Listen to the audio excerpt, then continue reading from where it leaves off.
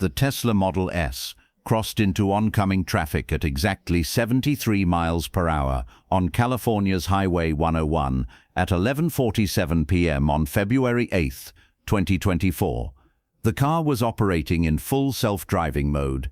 The driver, 42-year-old Richard Caldwell, CEO of NextDrive Technologies, a company worth $2.3 billion, had his hands off the wheel, eyes on his laptop, reviewing a presentation for tomorrow's board meeting. Richard trusted the car completely. He'd driven this route dozens of times in full self-driving mode. The system had never made a mistake. Tesla's AI had logged over 6 billion miles of autonomous driving data. The technology was supposed to be safer than human drivers, but at 11:47 p.m., the steering wheel turned hard left, not gradually, not hesitantly. The car executed a sharp, deliberate turn directly into the path of an oncoming semi-truck traveling 65 miles per hour in the opposite direction. Richard had 1.4 seconds to react.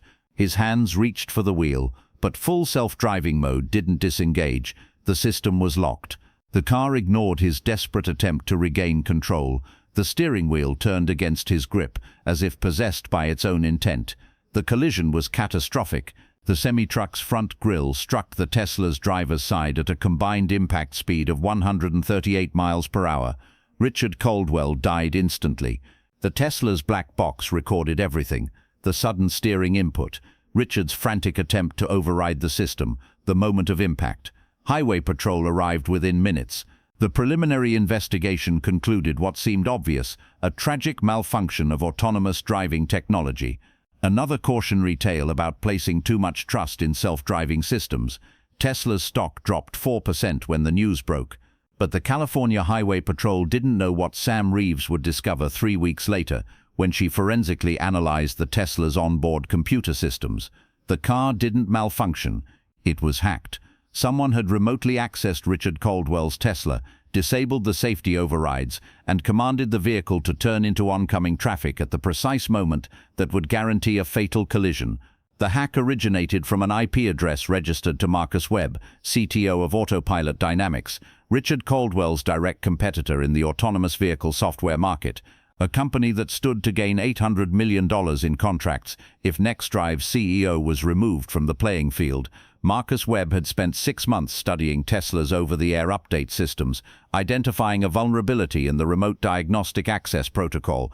He'd exploited that vulnerability to take control of Richard's car through the same wireless connection Tesla used to send software updates. From his laptop in a coffee shop 7 miles away, Marcus had turned Richard Caldwell's most trusted technology into a murder weapon. The attack was so sophisticated that it would have remained undetected forever, classified as a simple software glitch, if Sam hadn't noticed something impossible in the telemetry data. The steering command came 0.3 seconds before the car's sensors detected any reason to turn. The AI had been given an external order. Someone had told the car to kill its driver. Core question: when the self-driving car you trust with your life can be remotely controlled by someone who wants you dead, how do you know if you're the driver or just the passenger on someone else's murder weapon? The Tesla's dashboard camera captured everything: high-definition footage, perfect audio, exact timestamp. Richard Caldwell sat in the driver's seat at 11:46 p.m., laptop balanced on his legs, reviewing quarterly projections for NextDrive Technologies. His company had just secured a $340 million contract to provide autonomous driving software to 3 major automakers. Tomorrow's board meeting would celebrate the biggest success in company history. The car drove itself, hands-free, eyes-free, mind-free.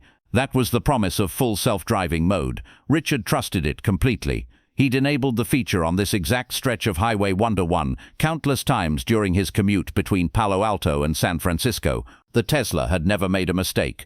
At 11:47 p.m. and 23 seconds, the steering wheel began to turn. Smoothly, deliberately, steering left across the painted divider line into the northbound lanes, into oncoming traffic. Richard looked up from his laptop. His eyes widened. His hands reached for the wheel. The Tesla's internal camera captured his expression, shifting from confusion to terror in less than 1 second. He grabbed the steering wheel and tried to turn right, back into his own lane. The wheel resisted. It continued turning left against his grip, powered by motors designed to overpower human interference during autonomous operation. His voice, captured by the car's microphone system. "No, stop, override." The semi-truck appeared in the Tesla's forward camera at 11:47 p.m. and 24 seconds. Headlights, chrome grille, impact imminent. Richard screamed. The collision occurred at 11:47 p.m. and 25.4 seconds. The Tesla's black box recorded the final data points. Speed, 73 mph. Steering angle, 34 degrees left. Driver override attempt detected and ignored. Airbag deployment. Multiple impact sensors triggered simultaneously. Cabin integrity compromised. Vehicle systems offline. Emergency services arrived at 11:54 p.m. Richard Caldwell was pronounced dead at the scene. The semi-truck driver, physically uninjured but severely traumatized, told Highway Patrol the same story he would repeat dozens of times. "The Tesla just turned into my lane. No brake lights, no warning. It drove straight at me." From which city in the world are you watching this video today? If you value stories about technology vulnerabilities, corporate crime, and digital murder, we invite you to subscribe to our channel. My name is David Harrington. For 24 years, I've investigated cases where technology becomes a weapon. This is the story of how a self-driving car was turned into a remote-controlled assassination tool, how a CEO's trust in autonomous technology became his death sentence, how a rival executive exploited a vulnerability that could affect millions of vehicles on the road today. The California Highway Patrol's initial investigation was thorough and professional. They examined the crash site, interviewed the semi-truck driver, and retrieved the Tesla's black box data. Their preliminary conclusion: full self-driving system malfunction. Tragic, but not criminal. Technology failure, not human intent. Tesla's engineering team conducted their own investigation. They downloaded the vehicle's complete telemetry logs, every sensor reading, every command, every system status update from the entire drive. Their analysis identified the steering anomaly, an unexpected left-turn command executed at 11:47:23 p.m. But Tesla's engineers made the same assumption Highway Patrol had made. They classified it as a software glitch. Perhaps a sensor misread the lane markers. Perhaps the AI's decision-making algorithm processed conflicting data and chose incorrectly. These things happened occasionally in autonomous systems. That's why full self-driving was still technically in beta, despite hundreds of thousands of users. Tesla issued a statement expressing condolences to Richard Caldwell's family. They announced a comprehensive review of full self-driving safety protocols. They promised software updates to prevent similar incidents.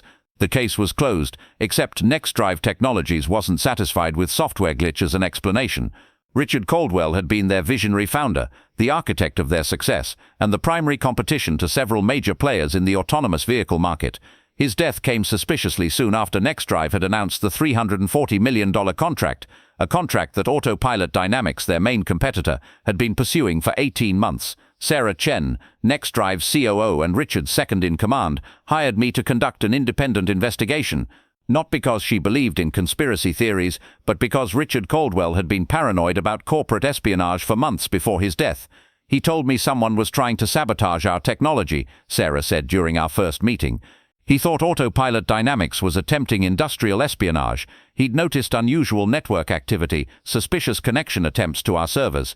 He even suspected his personal devices were being targeted. Did he report this to authorities? He was gathering evidence first." Richard was methodical. He didn't want to make accusations without proof. She paused. 2 weeks before he died, he told me he'd discovered something significant about Autopilot's CTO, Marcus Webb. He said Webb had a background in vehicle network security that went beyond normal corporate expertise. He was planning to investigate further, and then he died in what looked like an autonomous vehicle malfunction. Exactly. I brought Sam Reeves onto the case. If Richard's Tesla had been hacked, she would find the evidence. If this was truly just a software glitch, she would prove it. Either way, we needed answers that went deeper than Tesla's official investigation. Sam Reeves spent 2 weeks living inside Richard Caldwell's Tesla. Not literally, the car was totaled, but digitally. She extracted every byte of data from the vehicle's multiple computer systems: the autopilot computer, the infotainment system, the gateway controller, the individual wheel sensors, the cameras, the cellular modem. Modern cars are essentially computers on wheels. A Tesla Model S contains more computing power than the Apollo spacecraft that landed on the moon. Every system is networked. Every sensor generates data. Every component communicates through digital protocols. And all of that leaves traces. Think of it like a crime scene, Sam explained, except instead of fingerprints and DNA, we're looking for digital fingerprints, command histories, network logs, unauthorized access attempts, anomalous data patterns. She set up her forensic workstation in my office, 3 monitors displaying scrolling code, connection diagrams, and timeline reconstructions. Coffee cups accumulated. Sleep became optional. Here's what we know happened, Sam said on day 4.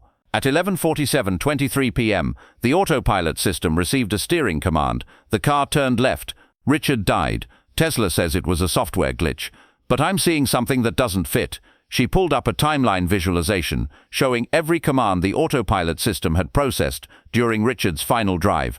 Hundreds of micro decisions. Adjust speed, maintain lane position, monitor surrounding vehicles, process sensor data. Look at this timestamp, 11:47:22.7. The steering command appears here. She pointed to a data entry highlighted in red, but the car's forward-facing cameras didn't detect any reason to turn left until 11:47:23.0, 3/10 of a second later. What would cause a car to turn before it sees a reason to turn? Exactly. An AI system reacts to sensor input. It sees an obstacle, then decides to steer around it. It sees a curve, then decides to turn. The decision comes after the perception, but here, the steering command came first. The car turned, and then the sensors tried to justify why it turned. So the command came from somewhere else. That's my hypothesis. And if I'm right, there should be evidence of external communication. She switched to a different screen showing network activity logs. Tesla vehicles maintain constant wireless connectivity. They receive over-the-air software updates, upload diagnostic data, communicate with Tesla's servers for navigation and traffic information. Can that connection be exploited? Theoretically, yes. If someone found a vulnerability in Tesla's remote diagnostic protocols, they could potentially send commands to the vehicle disguised as legitimate update packages. She highlighted a section of the network log. And look at this, at 11:44 p.m., the car established an unusual connection to an external server, not Tesla's official update server. This IP address doesn't belong to Tesla at all. Can you trace it? Already did. She pulled up a registration record. The IP address is registered to a cloud computing service provider. Someone rented server space and used it to communicate with Richard's Tesla 13 minutes before he died. Who rented the server? That's where it gets interesting. The account was created using a prepaid credit card and a fake identity, but the account's creation timestamp, payment method details, and usage patterns match a specific profile. She pulled up a second screen. Marcus Webb, CTO of Autopilot Dynamics. I cross-referenced his known digital fingerprints, coding style, preferred cloud providers, typical server configurations. This server was set up by someone with his exact technical preferences. Marcus Chen joined us at this point in the investigation. I needed his expertise in corporate psychology to understand the motive behind what was starting to look like premeditated murder. Whoever sent these commands knew exactly what they were doing, Sam said. They authenticated using valid Tesla credentials. They checked that Richard was in autopilot mode. They disabled the safety systems that would allow Richard to override the steering. Then they waited. 3 minutes, watching, waiting for the perfect moment. What perfect moment? Look at the timestamp of the steering command. 11:47:22. I cross-referenced that with highway traffic camera footage from Highway 101. She pulled up grainy video showing the northbound lanes. At exactly 11:47:22, a semi-truck passed this traffic camera in the southbound lanes. The hacker could see the same traffic camera feeds. They waited until a large vehicle was approaching in the opposite direction, then executed the steering command at the precise moment that would guarantee a fatal collision. This wasn't just hacking a car. This was premeditated murder with real-time targeting. Exactly. And it gets worse. She showed me additional logs. This wasn't the first time someone accessed Richard's Tesla remotely. There were 6 previous connection attempts over the past 3 months. Practice runs. The hacker was testing the system, learning how it responded, preparing for the final attack. We had the technical evidence. Now we needed to prove Marcus Webb was the person behind those commands. Proving that Marcus Webb controlled the external server required connecting dozens of digital breadcrumbs scattered across the internet. Sam approached it like assembling a puzzle where most pieces were deliberately hidden. Criminals always leave traces, Sam explained, even sophisticated ones. It's mathematically impossible to interact with digital systems without leaving evidence. The question is whether investigators can find and interpret those traces. She started with the server itself. While the account was created with fake credentials, the server's usage patterns revealed authentic information: times of day when commands were executed, coding style in the scripts, specific software configurations. Look at this. Sam showed me a script used to authenticate with Tesla's systems. This code includes a specific commenting style, the way the programmer leaves notes for themselves. See these double-slash comments with exactly 2 spaces before the text. That's unusual. Most programmers use 1 space or no spaces. She pulled up Marcus Webb's GitHub repository, a public collection of his previous coding projects. Thousands of lines of code, all following the same commenting pattern: double slash, 2 spaces, then text. It's like a digital fingerprint. Everyone has unique coding habits they're not even aware of. Webb's style is all over this attack script. But coding style alone wasn't enough for prosecution. We needed direct evidence linking Webb to the server at the exact time of the murder. The breakthrough came from an unexpected source: Webb's fitness tracker. People forget that wearable devices are surveillance devices. Sam said, they track your location, your heart rate, your activity level, all time-stamped, all uploaded to cloud servers. We subpoenaed Webb's Fitbit data. The records showed his location on February 8th at 11:47 p.m., a Starbucks coffee shop in Mountain View, California, 7 miles from where Richard died on Highway 101. Why is that significant? I asked. Because this Starbucks has public Wi-Fi. And look at this. She pulled up the coffee shop's network logs, obtained through another subpoena. At 11:46 p.m., someone connected a laptop to the Starbucks Wi-Fi. The connection lasted for exactly 4 minutes. It terminated at 11:50 p.m., right after Richard's crash. Exactly. And the laptop's MAC address, its unique hardware identifier, matches a device registered to Marcus Webb's Autopilot Dynamics corporate laptop inventory. We had him physically at a location with internet access. We had his corporate laptop connected to that location's Wi-Fi. We had the timing perfectly aligned with Richard's murder. But the final piece came from traffic cameras. Webb had been careful about avoiding his own vehicle's tracking. He'd taken an Uber to the Starbucks, but the traffic camera positioned outside the coffee shop captured footage of him entering the building at 11:43 p.m., sitting by the window with a laptop, and leaving at 11:51 p.m., 6 minutes after Richard Caldwell's death. He watched it happen, Marcus Chen said, when we reviewed the footage. He sat in that coffee shop, sent the murder command remotely, and watched the news alerts on his laptop when the crash was reported. That's psychopathic behavior. He needed to witness the result of his work. We presented our evidence to the FBI's Cybercrimes Division and the California Attorney General's office. The case was unprecedented: murder by vehicle hacking. No existing legal framework specifically addressed remote vehicular homicide, but the evidence was overwhelming. Digital forensics, server logs, location data, traffic camera footage, financial motive, psychological profile, all pointing to Marcus Webb as the person who had remotely murdered Richard Caldwell. The FBI arrested Marcus Webb at his home in San Jose at 6 a.m. on March 15, 2024. They seized his laptop, his personal devices, and his extensive collection of vehicle hacking equipment, professional-grade hardware used for security research. Webb's initial response was confidence bordering on arrogance. "I'm a security researcher," he told investigators. "I study vehicle vulnerabilities. That's my job, my legal job." But the evidence told a different story. Sam's forensic analysis of Webb's seized laptop revealed deleted files that matched exactly the attack scripts used to hack Richard's Tesla. Webb had attempted to erase them using military-grade data wiping software, but fragments remained in the laptop's unallocated disk space, recoverable by expert forensic tools. "He wiped the files 3 times, Sam explained, but he made one critical mistake. Before wiping them, he'd backed up his entire laptop to a cloud storage service. He forgot about the backup. So while the local copies were destroyed, perfect copies existed in the cloud, complete with timestamps proving when they were created. The timestamps were damning. Webb had created the first version of the attack script on November 12, 2023, 3 months before Richard's death. The script had been revised 18 times, with the final version completed on February 7, 2024, 1 day before the murder. Marcus Chen analyzed Webb's behavior in the months leading up to the attack. This was methodical planning. He researched Richard's driving patterns. He identified which routes used autopilot. He practiced the hack on test vehicles. Autopilot Dynamics owns several Teslas for security testing. He refined his approach until he achieved consistent, reliable remote control.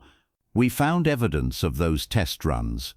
Webb had documented everything in encrypted notes. His mistake was using an encryption password that he'd previously used for other accounts. Once we identified the pattern, Sam cracked the encryption in 40 minutes. The notes read like a murder manual.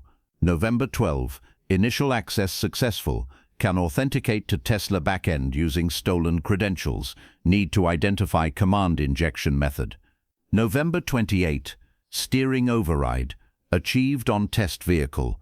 Driver can't regain control when safety protocols disabled. Window is approximately 8 to 10 seconds before manual override re-enables. December 15. Traffic camera integration tested. Can monitor Highway 101 feeds in real time. Can calculate optimal collision scenarios. January 8. Tested timing between steering command and impact. 2.5 seconds is optimal for guaranteeing fatal collision with oncoming semi-truck. February 7. Final script complete. Waiting for optimal conditions. Weather must be clear. Traffic density must be moderate. Target must be using autopilot. The notes continued up to February 8. February 8, 11:30 p.m. Target on Highway 101. Autopilot confirmed active. Monitoring traffic cameras. Large vehicle approaching in 17 minutes. Preparing for execution. Webb had literally written his own confession. But even confronted with this evidence, he maintained his innocence. Those are research notes, he claimed, theoretical scenarios for testing vehicle security vulnerabilities. I never actually executed an attack on a real vehicle. The prosecution countered with Sam's irrefutable digital forensics. The server logs showing Webb's laptop connecting to the attack server at the exact moment Richard died. The encryption keys proving Webb had authored the malicious commands. The traffic camera footage showing him physically present at the Starbucks during the murder. But the most powerful evidence came from Webb's own words, recorded without his knowledge. 2 days after his arrest, while sitting in a holding cell, Webb made a phone call to his business partner at Autopilot Dynamics. The call was monitored and recorded as standard procedure for suspects in custody. They can't prove anything, Webb said on the call. It's all circumstantial. Yes, I was at that Starbucks. Yes, I owned that server. But they can't prove I sent the specific commands that killed Caldwell. Without a confession, they've got nothing. His partner responded nervously. Marcus, they have your laptop. They have your notes. Notes are just notes. I'm a security researcher. I think about these scenarios professionally. That doesn't make me a murderer. But the timing, coincidence. I was working on legitimate security research at that Starbucks that night.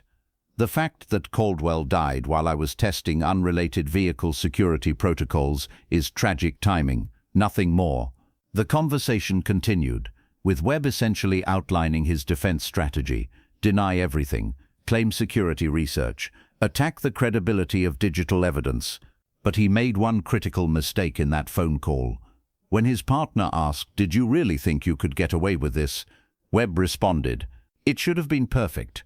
I disabled all the Tesla diagnostic logging that would show external access. I used encrypted channels. I wiped my laptop. The only reason they found anything is because of that backup I forgot about. One mistake, one fucking backup file." The statement wasn't quite a confession, but it was close enough. He'd admitted to disabling Tesla's diagnostic logging, something only the actual hacker would know had been done. He'd admitted to wiping his laptop, consciousness of guilt, and he'd referenced the backup file that contained the attack scripts, evidence only the perpetrator would understand. The trial of Marcus Webb became a landmark case in technology law. The prosecution had to prove something that had never been proven before, that someone could commit murder by remotely controlling a vehicle's autonomous driving system. The technical evidence was presented over 8 days of testimony. Sam Reeves spent 18 hours on the witness stand, explaining vehicle network architecture, authentication protocols, command injection techniques, and digital forensics. She demonstrated for the jury exactly how Webb had accessed Richard's Tesla and commanded it to turn into oncoming traffic. The jury saw the decrypted server logs. They saw the attack scripts recovered from Webb's laptop backup. They watched the traffic camera footage showing Webb at the Starbucks during the murder. They heard the recorded phone call where Webb essentially admitted to the hack. But the defense argued technical complexity created reasonable doubt. The prosecution's case relies on highly technical evidence that requires trusting expert interpretation, Webb's attorney argued. Digital logs can be manipulated. IP addresses can be spoofed. My client's presence at a Starbucks 7 miles from the crash site doesn't prove he murdered anyone. The prosecution called Marcus Chen as an expert witness on motive and psychology. Marcus explained Webb's financial desperation, his history of resentment towards successful competitors, and his narcissistic personality traits that would enable him to justify murder as competitive strategy. Marcus Webb didn't see Richard Caldwell as a person, Marcus testified. He saw him as an obstacle to his own success. The murder wasn't emotional, it was calculated. Webb used his technical expertise to eliminate business competition through homicide disguised as technological malfunction. The defense tried to portray Webb as a brilliant security researcher being persecuted for his expertise. They argued he was being scapegoated because society needed someone to blame for autonomous vehicle failures. But the jury deliberated for only 14 hours. Guilty of first-degree murder, guilty of computer fraud and abuse, guilty of unauthorized access to protected computer systems, guilty of conspiracy to commit wire fraud. Judge Robert Martinez's sentencing statement addressed the broader implications.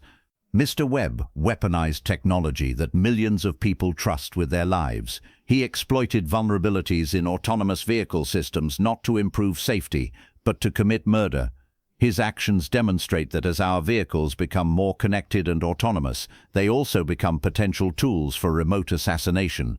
This court sentences Marcus Webb to life in prison without possibility of parole. The conviction of Marcus Webb sent shockwaves through the autonomous vehicle industry. If a determined hacker could remotely control a Tesla and murder its driver, what did that mean for the millions of connected vehicles on roads worldwide? Tesla's response was immediate and comprehensive. Within 72 hours of the verdict, they pushed emergency software updates to every vehicle in their fleet.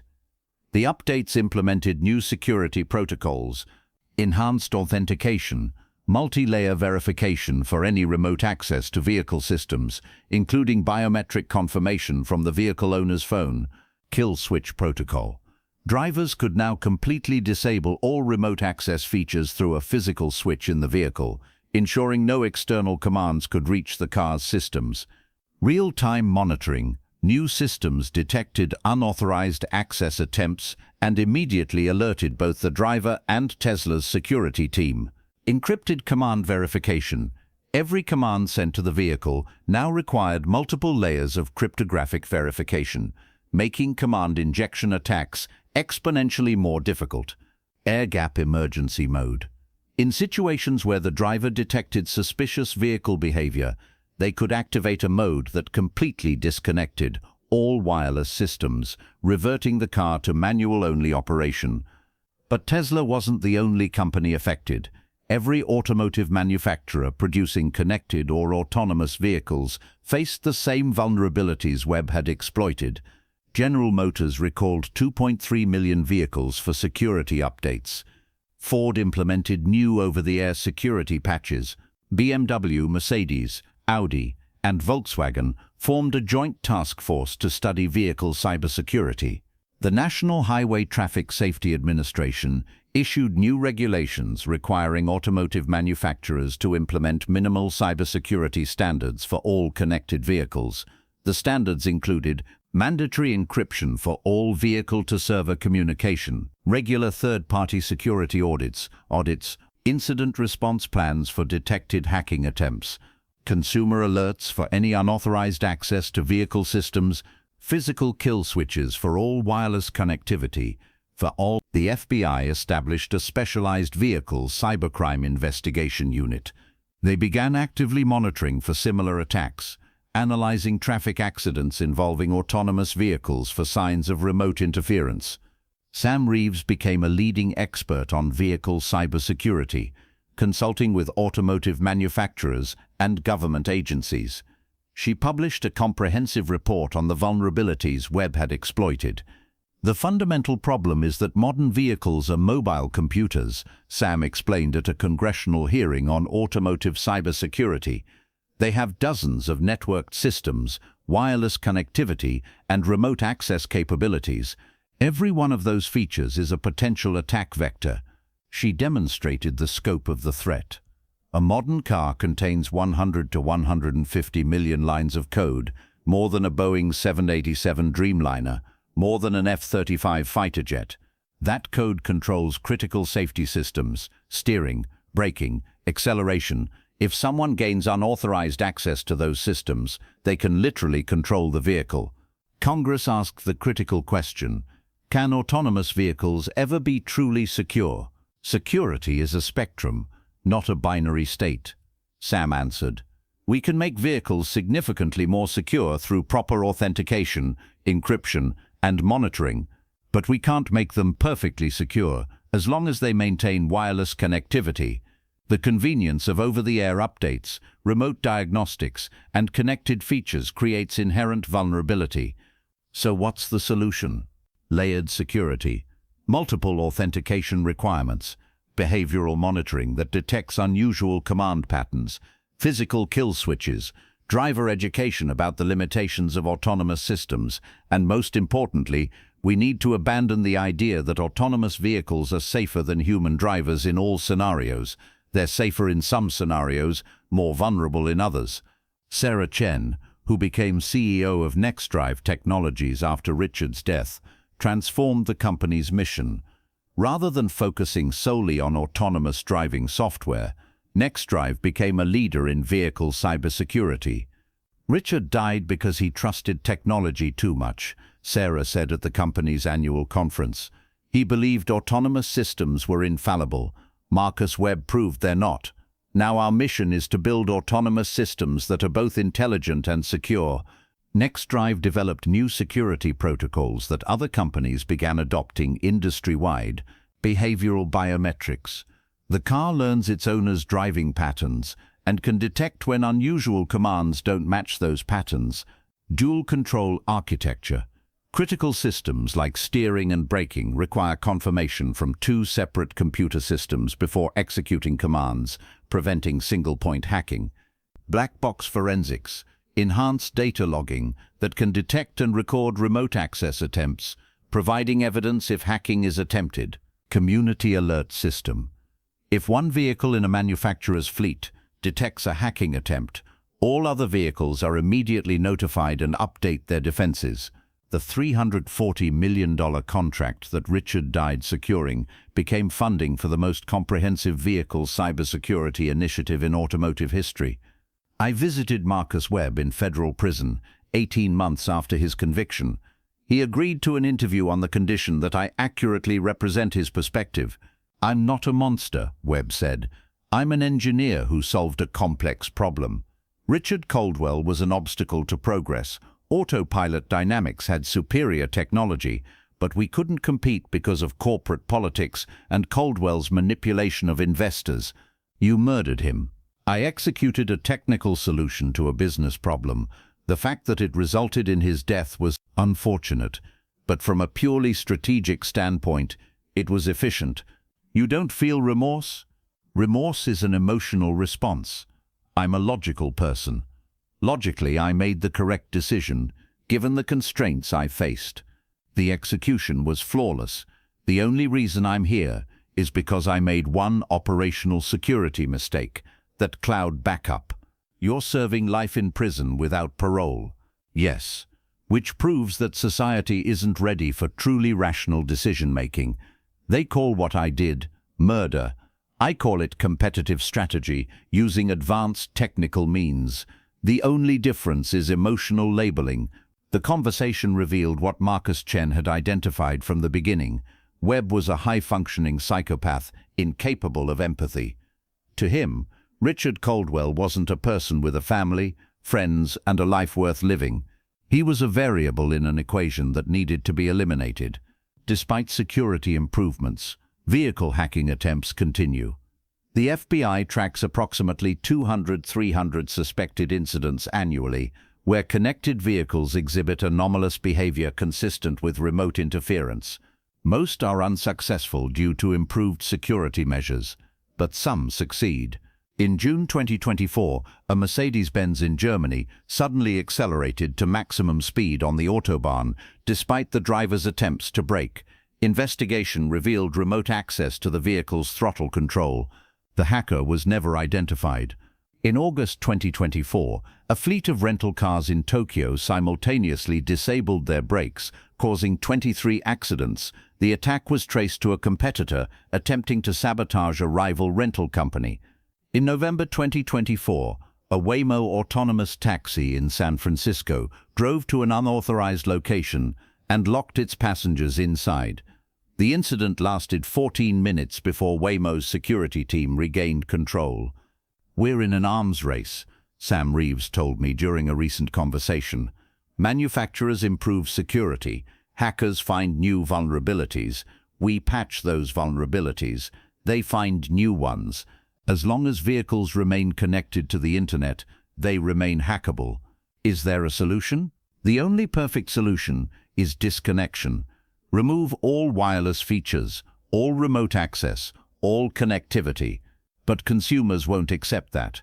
They want their cars to receive updates over Wi-Fi. They want remote diagnostics. They want to control their vehicle from their phone. Convenience always wins over security until something catastrophic happens. Like Richard Caldwell's murder.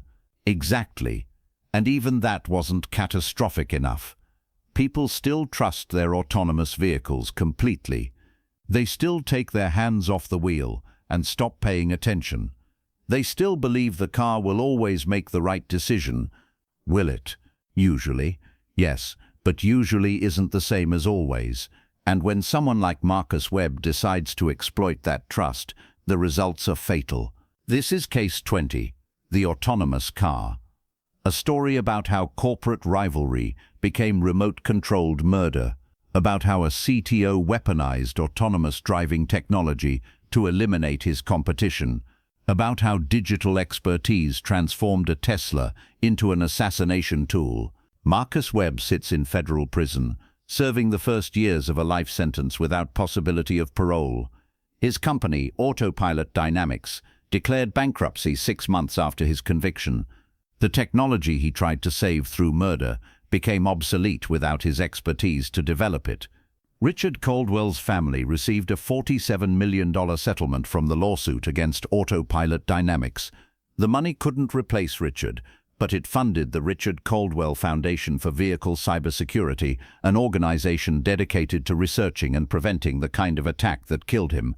NextDrive Technologies thrived, becoming a leader in both autonomous driving and vehicle security. The contract Richard died securing became the foundation of a company worth $8.7 billion today.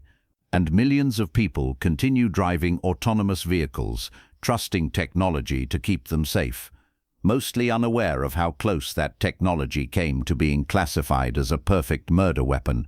Webb was right about one thing. His execution was nearly flawless. The attack looked exactly like a software malfunction.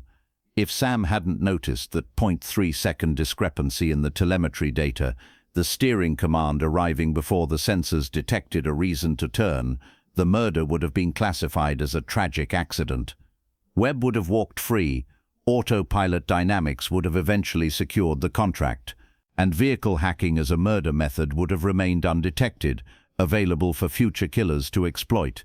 But that 0.3 seconds made all the difference. That tiny timing anomaly revealed the truth. Richard Caldwell's car hadn't malfunctioned. It had been murdered. The woman who discovered that truth, Sam Reeves, now consults with every major automotive manufacturer, analyzing their security systems, identifying vulnerabilities before people like Marcus Webb can exploit them. She's found 17 critical vulnerabilities across 9 different vehicle brands since Richard's death. All have been patched, all prevented potential attacks. How many Marcus Webbs are out there? I asked her recently. Impossible to know. Anyone with advanced computer skills and access to vehicle network protocols could theoretically do what Webb did. The technology isn't exotic. The knowledge isn't secret. What's rare is the willingness to use it for murder. But it's possible. Yes, it's possible. And that's what keeps me working. Because as long as your car is connected to the internet, someone somewhere can potentially take control of it. The question isn't whether it's possible. The question is whether we can make it difficult enough that most attackers give up before they succeed. The autonomous vehicle in your driveway trusts signals from servers thousands of miles away. It accepts commands from networks you can't see. It runs software that updates while you sleep. And all of that requires faith that no one with malicious intent has found a way inside. Richard Caldwell had that faith. He trusted his Tesla completely. He believed autonomous technology was safer than human driving. He took his hands off the wheel, his eyes off the road, his mind off the danger. And at 11:47 p.m. on February 8, 2024, someone 7 miles away took control of his car and steered him into a semi-truck at 73 miles per hour. Some murders use guns, some use poison. Marcus Webb used a laptop and a coffee shop Wi-Fi connection. When the car you trust with your life can be remotely controlled by someone who wants you dead, the question isn't whether autonomous vehicles are safe. The question is, who's really driving? 23, 44, 17, authenticate. Credentials redacted. 23, 44, 18, access granted. 23, 44, 19, query vehicle status. 23, 44, 23, vehicle status, autopilot active, speed 73 mph, highway 101 northbound. 23, 44, 25, disable safety override protocols. 23, 44, 26, confirmation, safety overrides disabled. 23, 47, 22, execute steering command, turn left 34 degrees. 23, 47, 23, confirmation, steering command, executed, connection terminated, Pangtakshandhale Pownide. Marcus Webb's professional history read like a blueprint for someone capable of vehicle hacking. Before becoming CTO of Autopilot Dynamics, he'd worked at 3 different automotive security firms specializing in penetration testing, the practice of deliberately hacking vehicles to identify vulnerabilities. His resume is basically a confession, Marcus Chen observed as we reviewed Webb's background. He spent 12 years learning exactly how to break into vehicle computer systems. Then he became CTO of Richard Caldwell's primary competitor.